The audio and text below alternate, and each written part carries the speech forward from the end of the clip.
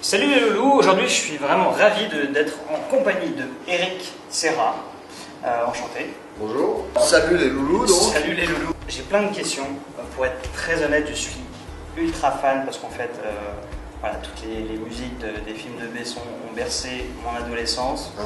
Cinquième élément, Nikita, Léon. Grâce à tes musiques, je me suis vraiment ce qu'on appelle faire des films. Quand je me baladais dans la rue, j'écoutais vraiment tes musiques en boucle et j'étais dans mon film. D'accord, bah merci. J'ai relu un petit peu ta bio et elle est... ton parcours il est assez impressionnant. Moi je voulais juste revenir un petit peu sur le début, parce que tu as commencé très tôt. Apparemment tu as fait de la musique dès 5 ans.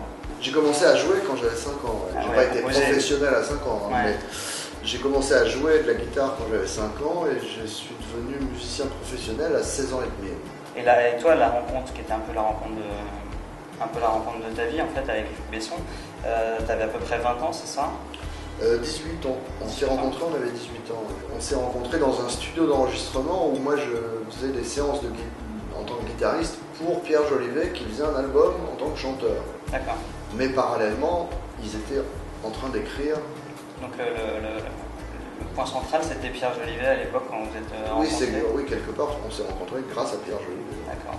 Est-ce que tu peux juste nous raconter rapidement un petit peu cette rencontre pour toi? Comment ça s'est passé? Vous avez discuté ou c'est... Non, moi je me souviens pas en fait, parce que moi j'étais en séance de studio.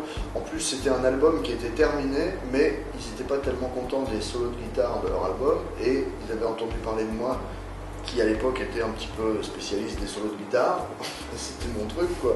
Et donc ils m'ont appelé et je suis venu pour refaire tous les solos de guitare de l'album comme ça. Donc c'était un peu curieux comme position parce que c'était soi-disant un groupe et j'arrivais au dernier moment, tout était fait, il fallait refaire tous les solos de guitare. Donc moi j'étais quand même plutôt concentré sur ce que je faisais. Je me préoccupais pas trop de qui était dans la cabine en train d'écouter et de regarder. Je me souviens de Pierre Jolivet, puisque c'était son disque, donc c'est à lui que je m'adressais pour lui demander alors qu'est-ce que tu veux, ce style-là, etc. Mais je me souviens pas qui était autour. C'est Luc qui m'a raconté ça en fait, Luc était passé donc lui rendre visite, et lui par contre, lui était dans la cabine à ne rien faire, et donc lui évidemment il regardait et il écoutait ce que j'étais en train de faire. Et lui, ça l'avait marqué. Et c'est pour ça que quelques mois plus tard, quand il a fait son premier court-métrage, il m'a appelé pour faire la musique du film. D'accord. Et depuis, vous n'êtes plus quitté. Et voilà, on ne s'est plus quitté. Je ne vais pas revenir sur tout le parcours, mais j'ai vu que tu avais effectivement eu pas mal de victoires de la musique.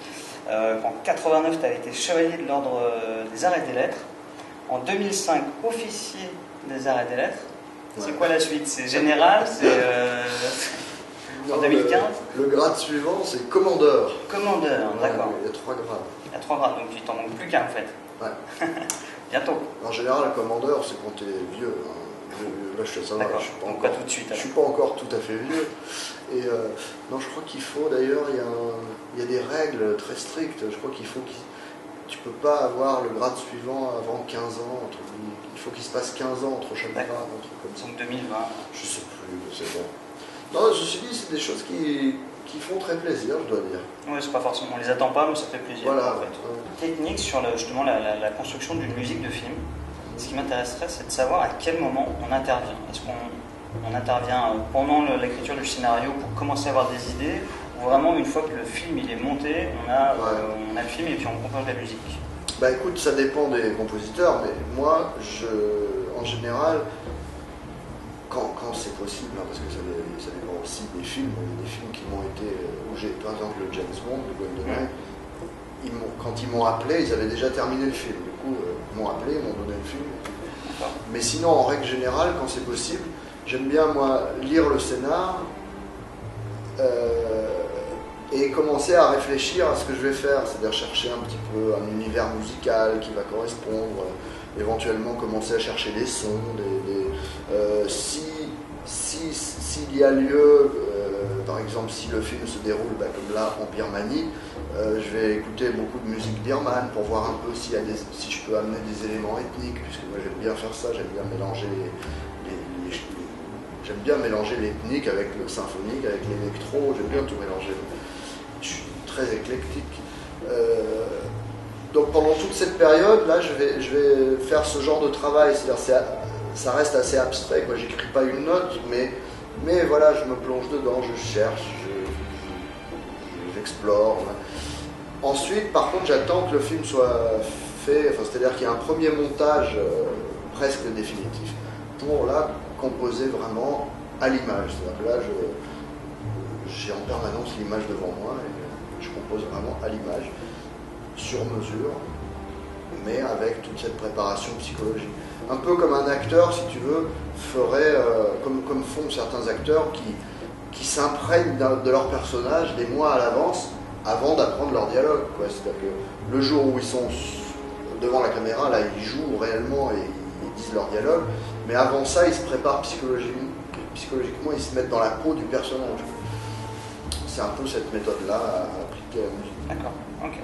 Et donc tu vas pas trop sur le tournage en lui-même pour avoir un peu l'ambiance ou autre, ça sert pas à grand chose? Ça dépend aussi, il y a des films sur lesquels je l'ai fait, mais pas tous. Là par exemple, je suis pas allé du tout sur le tournage. D'accord.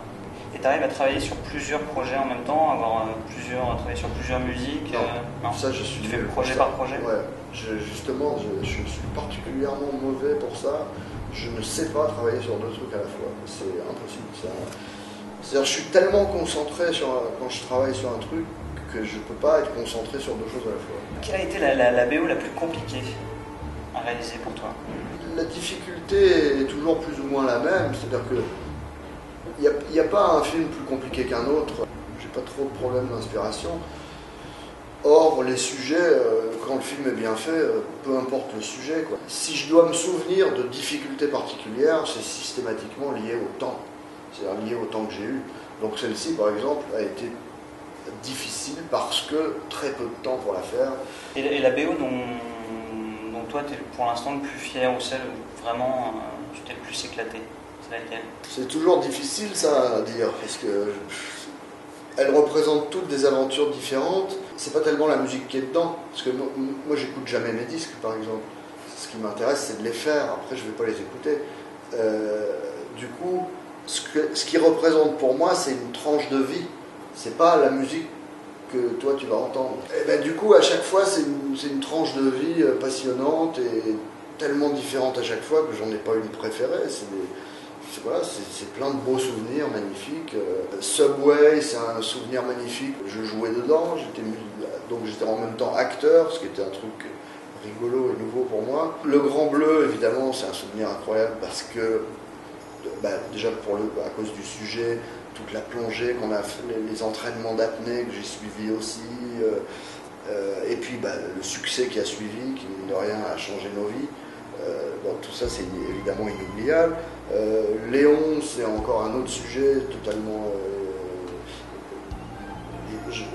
dont j'aime particulièrement la musique. Je trouve qu'elle a un truc particulièrement fort. Elle a une vraie personnalité, cette musique-là.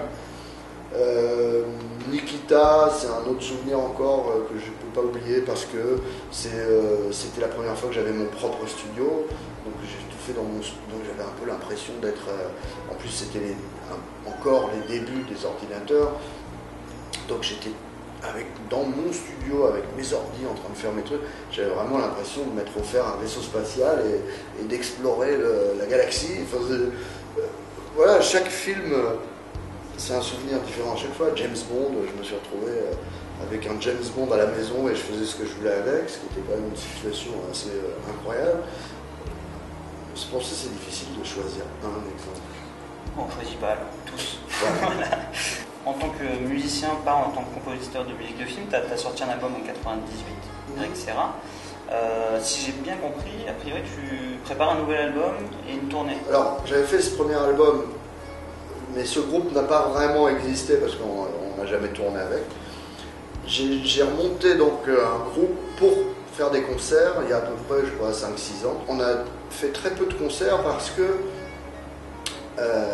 tous les tourneurs que j'ai contactés sont super excités sur l'idée quand je leur dis j'ai monté un groupe, super et tout, mais en fait ils veulent un album. Ils veulent un album pour faire la promo, enfin pour qu'il y ait une cohérence entre tout ça. Et les albums de musique de film, ça marche pas, c'est-à-dire ça correspond pas, quand je sors une BO, ça compte pas, quoi, tu vois. Donc, ils veulent un album du groupe, quoi, enfin un album pour ce groupe. Comme c'est la chose que j'aime le plus faire, c'est être sur scène avec mon groupe, et qu'en plus, apparemment, ça plaît beaucoup, c'est-à-dire les gens adorent ça, à chaque fois qu'on fait des concerts, c'est unanime. Je voudrais donc que ça prenne une part plus importante dans ma vie, c'est-à-dire que moi j'ai beaucoup joué à une époque et ça me manque beaucoup. Et donc c'est pour ça que, comme là j'ai enfin quelques mois libres, ce qui n'a pas été le cas depuis les 5 dernières années, là j'ai quelques mois disponibles, du coup je vais enregistrer l'album et puis après faire parce qu'au moins dès qu'il y aura un album, voilà, il y aura de quoi monter une tournée, donc j'espère qu'après il y aura une tournée. C'est pas une question piège. Hein. Mon mot préféré commençant par la lettre D, c'est rigolo ça, tu vois. je pensais que ça viendrait tout de suite comme ça, et non. Pourtant il y en a beaucoup, hein, mais il doit y en avoir. Je ne veux pas t'influencer, donc... Écoute, je ne reconnais pas des mots qui commencent par D. Il y a désir, dentelle, destroy...